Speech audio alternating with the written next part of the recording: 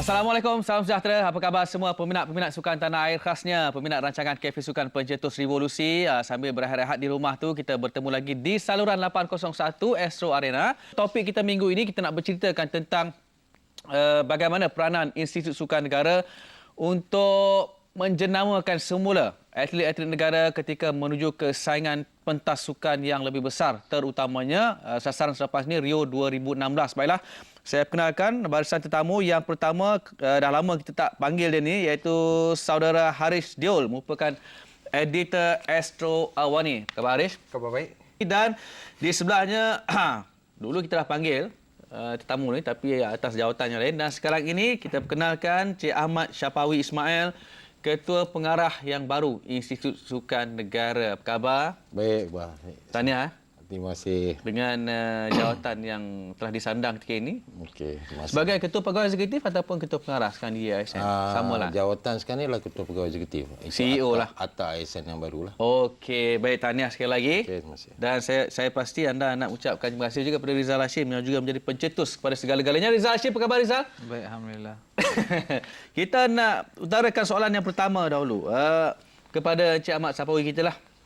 Selepas saja anda dilantik secara rasmi jadi Ketua Pegawai Eksekutif ASN, apa mungkin perubahan struktur pentadbiran yang dilakukan? Apakah ada perubahan ataupun mengekalkan barisan yang lama?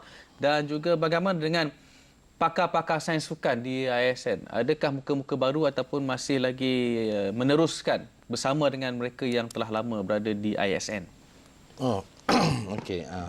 Soalan menarik tu, Bah. Terlebih dahulu saya ucapkan terima kasih lah kepada Kafe Sukan kerana menjemput saya pada hari ini. Okey. Dan I think this is the first time saya hadir selepas menjawab jawatan KPE ataupun CEO ASN. Ya.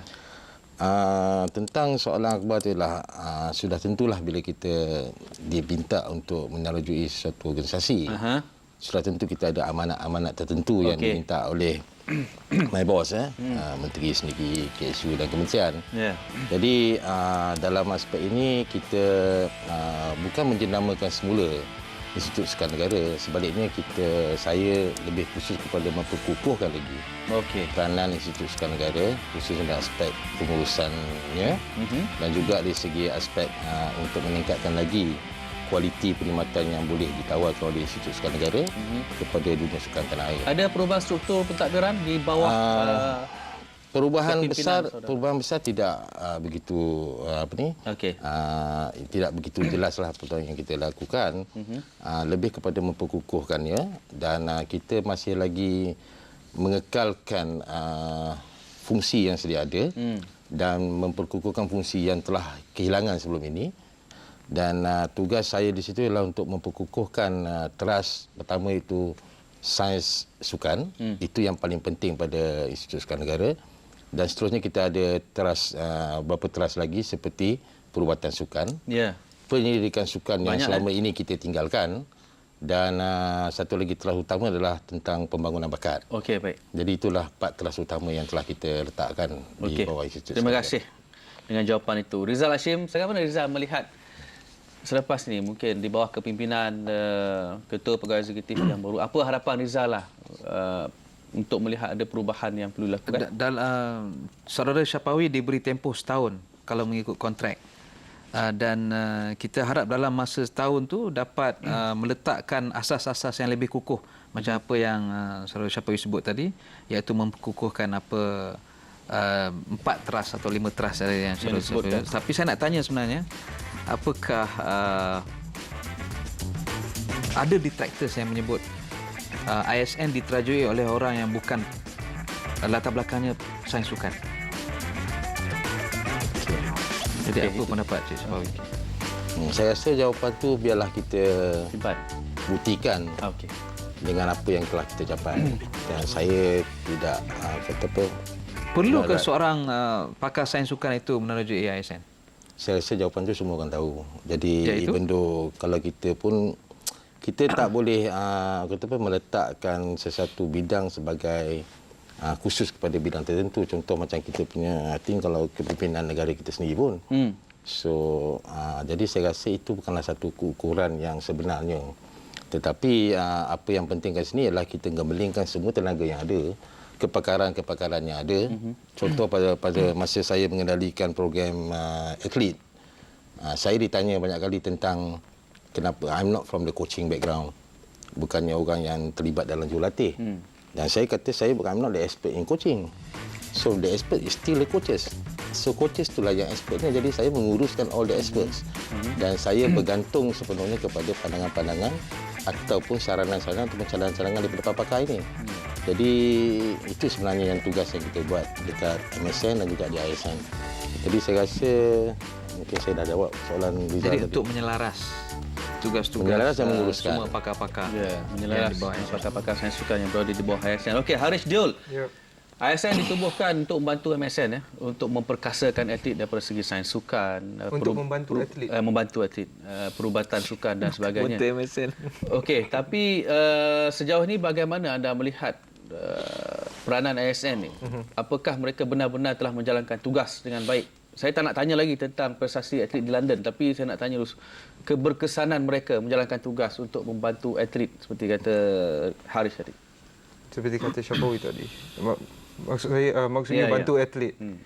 Bantu atlet memang they have been there sejak daripada dulu, sejak daripada ditubuhkan, tetapi how much emphasis has been given kepada para atlet.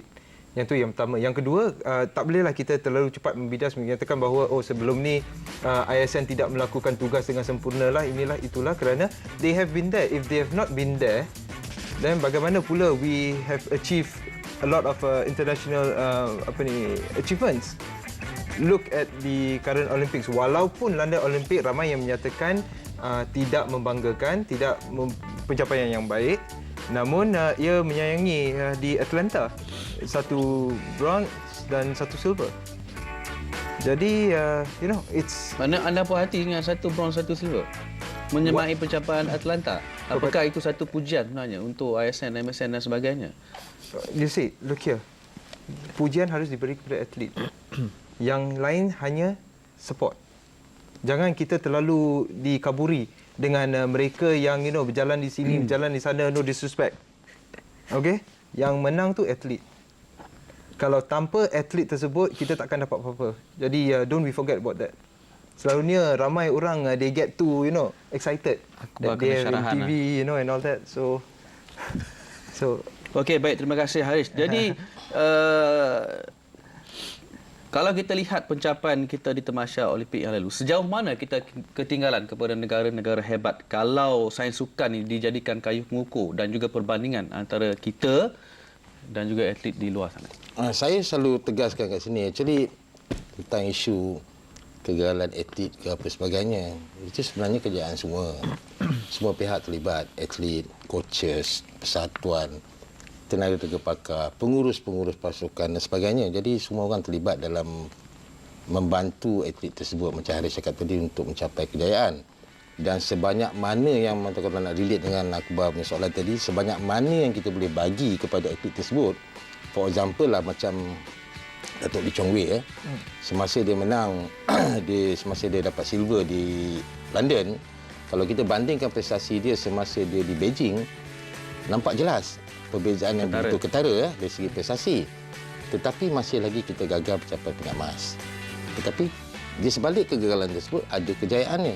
Jadi kat situ saya rasa kita perlu mencari satu kaedah ataupun cara ataupun sistem di mana kita dapat memberi sebanyak mungkin kepada jurulatih dan atlet dalam membantu meningkatkan prestasi mereka. Dan ini yang perlu dimainkan peranan oleh bukan saja Institut Sukan Negara, termasuk juga persatuan-persatuan sukan kebangsaan, bagaimana mereka dapat sebanyak mungkin pertandingan dan juga termasuk daripada peringkat yang pembuat dasar seperti Majlis Sukan Negara dan Kementerian, sebanyak mana yang mereka boleh yakinkan pihak kerajaan untuk menyediakan peruntukan kepada program-program latih atlet. Jadi semua pihak terlibat sebenarnya di sebalik kejayaan dan kegagalan. Akhir sekali ada peminat-peminat sukan yang menganggap bahawa kita gagal dalam mempersiapkan atlet ke London dari sudut sains sukan. Anda setuju kita gagal sebenarnya? Itu mungkin pandangan mereka, tapi mungkin tidak benar daripada pandangan kita. Jadi kalau mereka terlibat dalam program, mungkin mereka lebih maklumlah.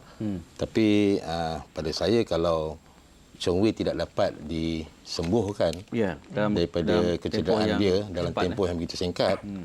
Azizul tidak dapat dibantu dalam proses dia untuk kembali pada prestasi dia. Ya. Saya rasa mereka tidak mungkin dapat mempamerkan prestasi seperti yang kita lihat di London. Okey, Jadi baiklah. sudah semestinya ada bantuan, sokongan daripada pihak-pihak tertentu dalam memastikan mereka kembali kepada prestasi mereka yang sebenarnya. Baik, terima kasih. Banyak lagi sebenarnya yang nak kita bincangkan tentang untuk mempersiapkan diri atlet-atlet negara tentang ilmu sains sukan bagi menghadapi temasya-temasya sukan besar selepas ini. Kita berehat seketika dan jangan ke mana-mana. Cafe Sukan akan kembali.